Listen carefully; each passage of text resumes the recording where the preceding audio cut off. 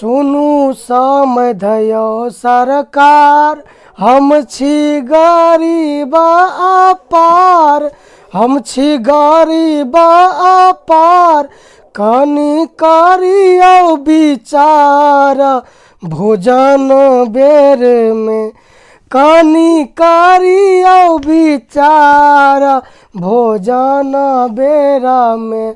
जे कोई सब्जी लेने ठार, समध बहिन के भातार, समध बहिन के भातार, कनी करियो विचार भोजन बेरा में।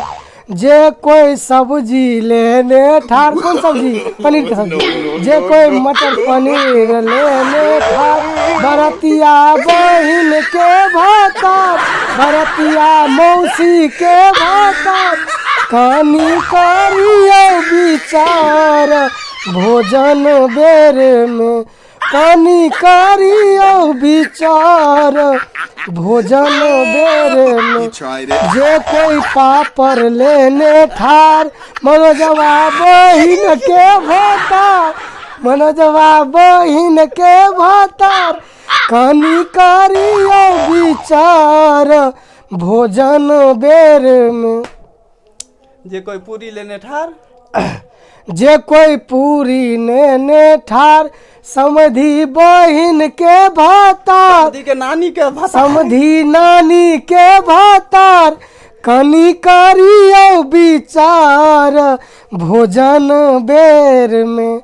समधी करियो न विचार भोजन बेर में। जे सलाद लेने ठार, जे कोई सलाद लेने ठार, समधी नानी के भातार, समधी दादी के भातार, कनी करियो विचार भोजन बेर में।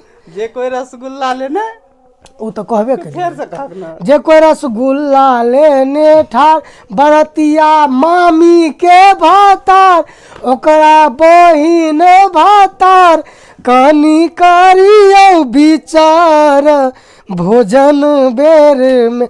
जे कोई दही लेने ठार, सब बरतिया नानी के साई, तोरा बहिन भातार, कनी करियो विचार भोजन बेर में। आ तैयो समधी सब धाय धाय घिचैत रहै छै ने। हाँ घिचते ना, धाय धाय देने जाइ छै। बाप रे, दू दू तोला खा जाइ छलै तब समय में। हम तऽ कनिए खाइ छी तऽ ई सब धऽ लैया।